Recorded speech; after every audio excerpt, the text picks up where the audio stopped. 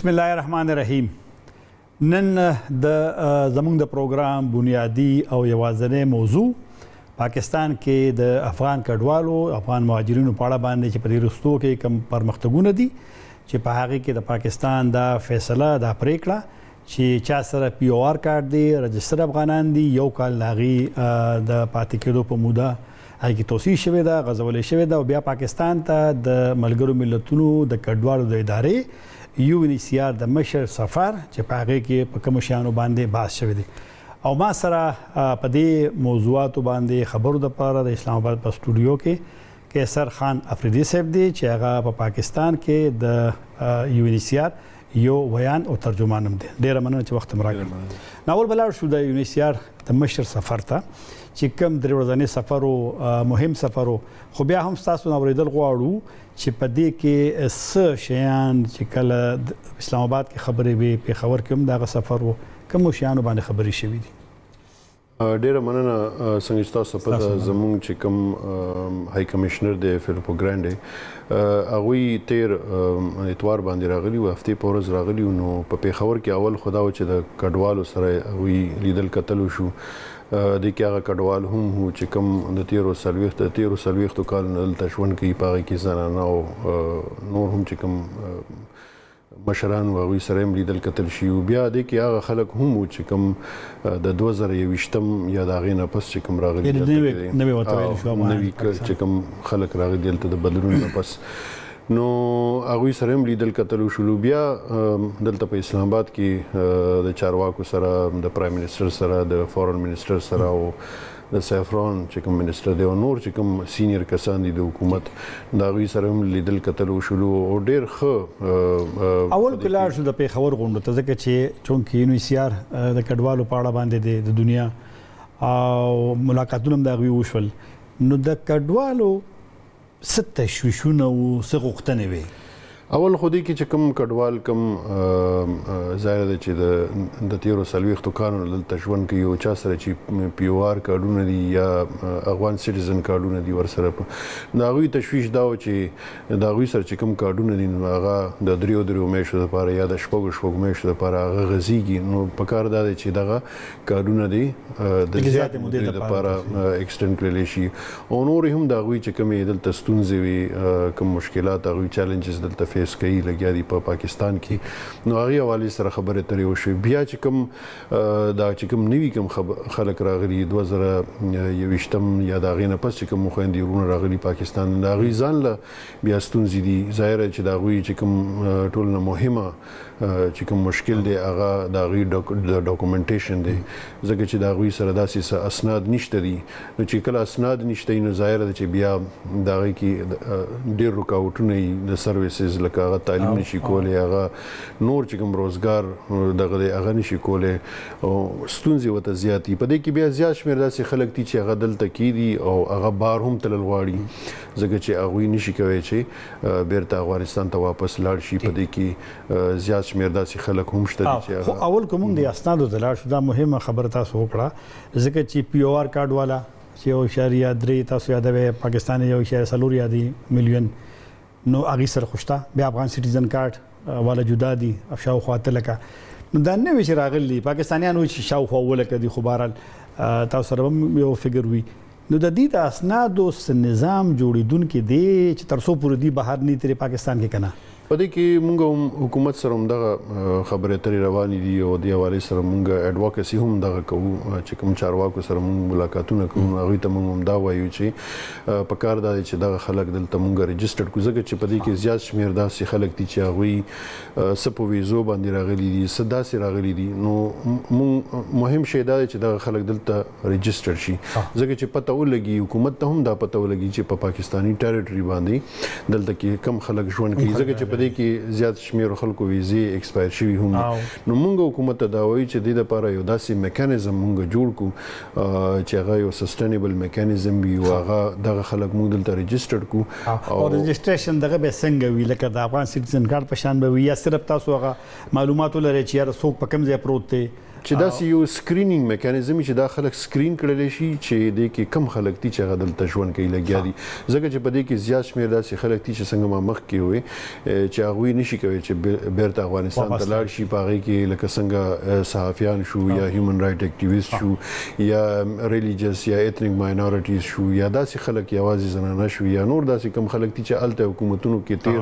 حکومت کې کار کړو نو دغه خلک دي دا ګڼي چې دوی که بیرته افغانستان ته لاړ شي نو هغوی ته د هغوی فریډم ته د هغوی مشکل به ورته یو را دا ووایه د دې دا چې کوم نوې راغلي دي د اګست 2020 کال نه نو داسې که پاکستانیان کله وایي 6 لکه دي بخښه مې 15 لکه اوس مې تازه چې د دین اورېدلې دي وایي چې 7 لکه تاسو سره خپل د هغه دا چې کله راغلو نو د حکومتي بیانونو چارواکو مطابق تقریبا 7 لکه خلک دلته راغلي او په دې کې بیا څه خلک چې 15000 وي چې بهر ځي هغوی کې شورو ورځو کې بیا ورسره تقریبا ډېر زیات شمېر د 1 لاک یا د هغې نه خواوشا دا خلک هلته لاړ نور هیوادونو ته لاړ د هغوی چې کوم هیومنیټیرین پروګرامز وو په هغې کې لاړ بیا څه داسې خلک وو چې هغه دلته کې پاتې شو نو دې کې داسې خلک وو چې هغوی سره ویزې ویلډ ویزې وي د ډېرو خلکو ویزې بیا ایکسپایر هم شوې او هغه بیا ایکسټینډ کېدې هم ورسره نو دغه یو فګر حکومت وایي چې دومره خلک صحیح اوس په لاړ شو دغه ته د پاکستان فیصله کړې ده چې یو کال چا سره چې پی او آر کارت دی رجسٹر دی په پاکستان کې هغې ته به موږ دغه ورکوو یعنې توصیې فیصله شوې ده نو دې ته څنګه ګورې لکه دا خو یو ډېر مهم او یو ډېر مثبت اقدام حکومت وکړو ډېر ویلکم هم کو او ځکه چې پاکستان د تیرو 40 کالو نه دغه خلکو مېلمستیا کړې ده د سپورټ کړي دي او زموږ خواست هم دا و چې دغه کارډونه باید چې دا وغځولی شي دا ایکسټینډ کړلی شي او زموږ پروپوزل به سیفران هلته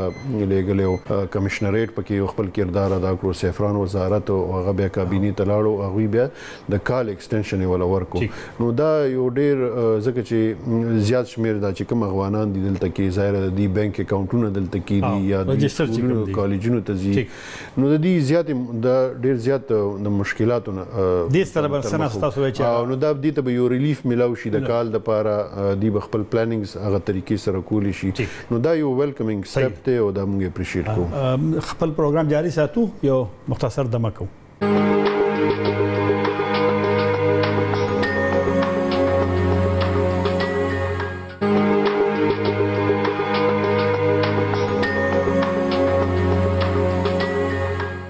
بیا حاضر یو افریدي صاحب تاسو خبره کوله د پی او آر کارت والا زه به افغان سټیزن کارت باره کې تاسو کوم خو لږ مختصر غاول چې خبر تاسو وکړه د سکرینینګ یعنی چې کم کس په پوزیشن کې د څنګه چل کی دې کې څه پرمختګ شوی دی دا کم افغانان چې سکرینینګ یو تاسو ذهن کې سوچ شو په دې حواله سره زموږ حکومت سره چې کوم زموږ کاونټر پارټس دي هغوی سره هم په دې خبرې شوي دي په دې باندې موږ لګیا یو او کوشش کوو چې په دې باندې یو داسې دغه وشي پرمختګ پکې وشي څه پکې موږ یو پازیټیو هغه طرف له لاړ شو او یو داسې پلان مخې ته راوړي حکومت چې هغه پلان بیا موږ سپورټ کولی شو که هغې کې بیا مثلا د رجسټریشن یو عمل کیږي نو هغې ته موږ تیار یو موږ یو ټیکنیکل سپورټ ته او فاینانشل سپورټ ورکولو ته هم تیار یو حکومت ته که دغه شان څه داسې یو اقدام کیږي نو دا به ډېر ښه ځکه چې پته ولګي چې داسې کم خلک دي چې هغوی ته د انټرنیشنل پروټیکشن ضرورتونه دي هغوی ته تحفظ ضرورت شته دی او که نشته نو دا یو مهم تاسو د فاینانشل یعنی سپورټ خبره وکړه مالی مرستې او د UNHCR لخوا اکثر موږ چې کله باس کوو په د ټلویزیوني چینلونو کې خاص کر افغان میډیا کې یا هلته یو سوچ چې بس UNHCR مشر پاکستان ته راغی یا UNHCR دی یا افغان کډوال پاکستان کې نو بس د پاکستان دپاره بس د پیسو یو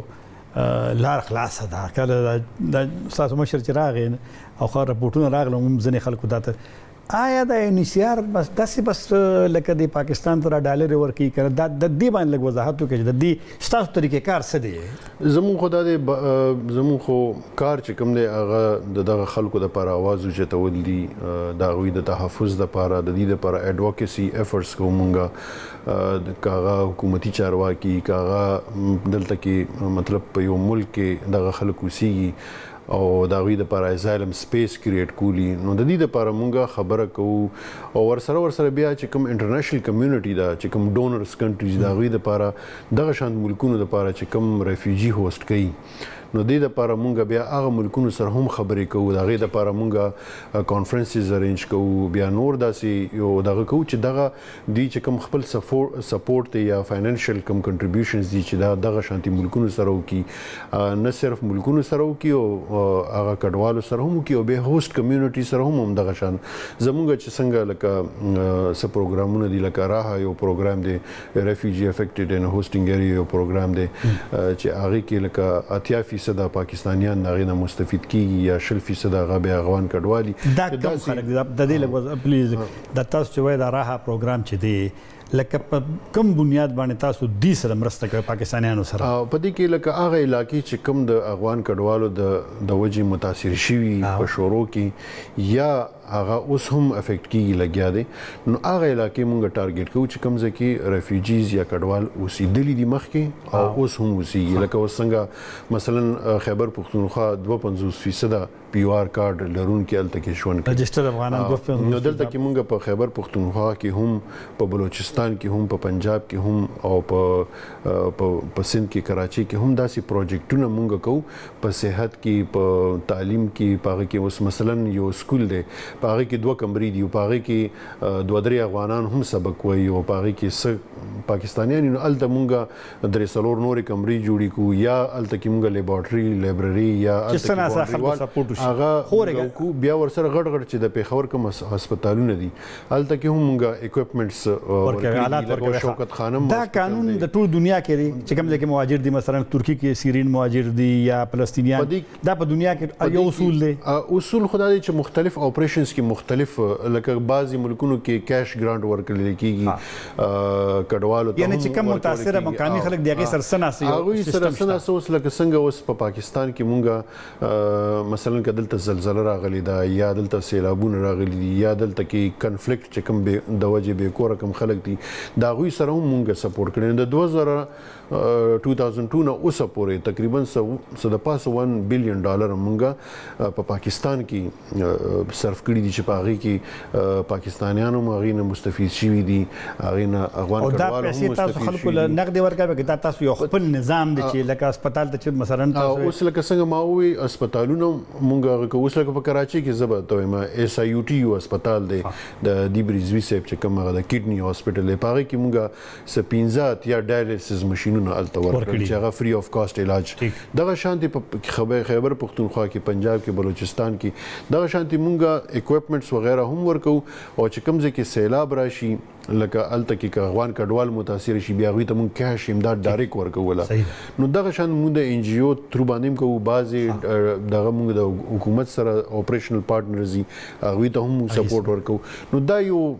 زموږ پروګرام اوس دغه صحیح شو ډېره مهرباني تاسو ډېر ښه وضاحت وکړو افغان سټیزن کارت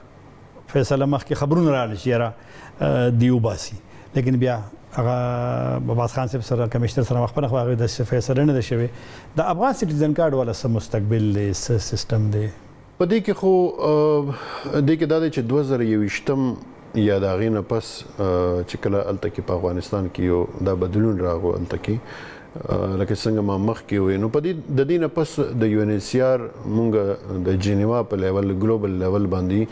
څه ایډوایزریز جاری کړي وو پوره دنیا ته نه صرف پاکستان ته بلکې پوره دنیا ته مونږ دا خواست کړی چې کم ځایونو کې دغه افغانان ځي نو باید چې او دغه که هر یو سټیټس وي باید چې هغه افغانستان ته په زوره واپس ونلیږلی شي چې ونه لیږلی شي هلته کې نو دغه ایډوایزري مونږ یو په 2021 کې جاری کړې وه بیا دغه مونږ په 2023 کې هم جاری کړې وه او مونږ خواست کړو ټولو هیوادونو ته ټولو ملکونو ته چې دغه خلک هلته واپس نکړلی شي ځکه که اوس مونږ دلته ACC کارډ والا ته راشو نو دلته کې هم هغه چې کوم مخکې سټیټ او 2020 نه مخکې چې کوم دغه معاملاتو هغه لږ بیل اوس لږ بیل دي ځکه چې په دې کې په دغه ای سی سی کارت لرونکي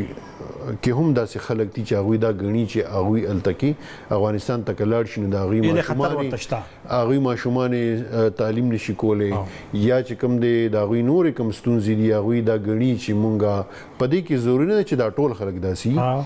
نو ځکه مونږ وایو چې یو سکرینینګ میکانیزم یې مخې ته راوړي چې هغوی کم خلک دا دي چې هغوی دا ګڼي چې هلته هغوی ته خطر کېدی شي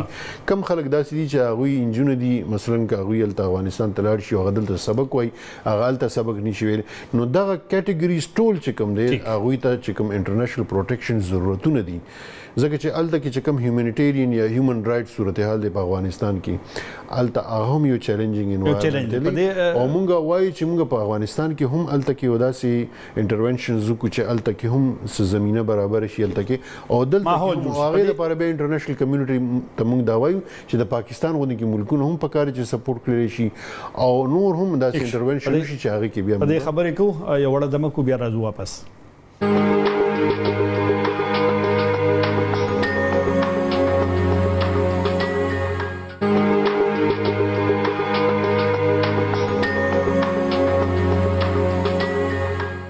یو وار بیا حاضر یو دا زموږ د پروګرام اخیری برخه ده لاړ به شو لږ د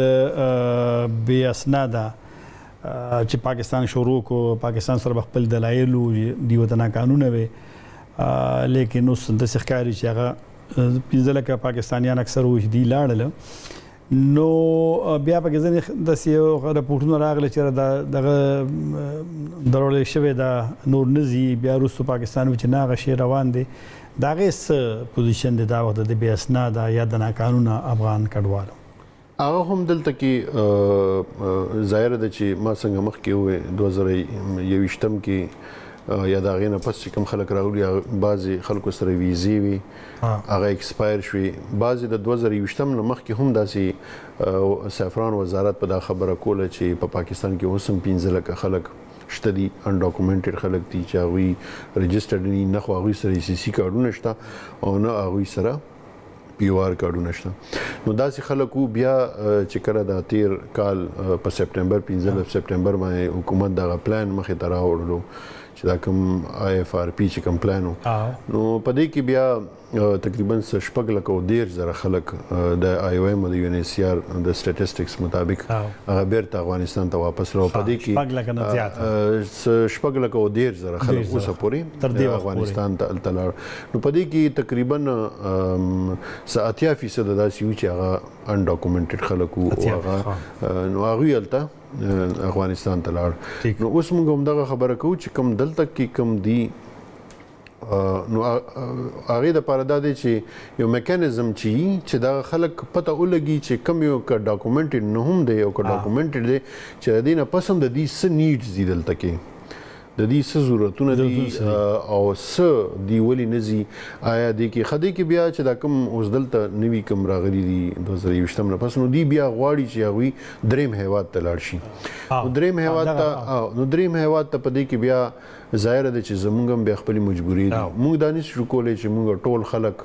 دا شپږ لکه خلک موږ ټول راوالو او دلته نه یوسو او نور دا چې کوم دی د زمونږ د ریسټلمنټ ملکونو سره خپل یو پروګرام لرو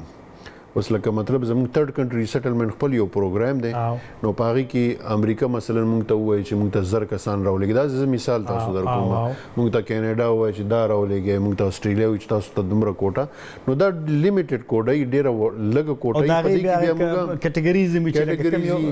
نو هغه کیټګریز هم زموږ کار دی په دې کې چې موږ په دې کې د ټولو نه زیات ولنریبل او ډېر زیات دغه کیسونه پکې کمزوري خلک وي او هغه خلک چې هغوی ته خطر وي نو هغه موږ ته کې بیا ولګو او دا دومره ټایم چې خو د رواني امکان نشته که اکثر خلک ګیلې کوي چې زما 3 کاله وشو پاکستان کې پروت یم زما کیس نه کېږي دا نو دې کې هغې کې دا زموږ کار نه دی هغه د دې ملکونو کار دی چې هغه کیس څومره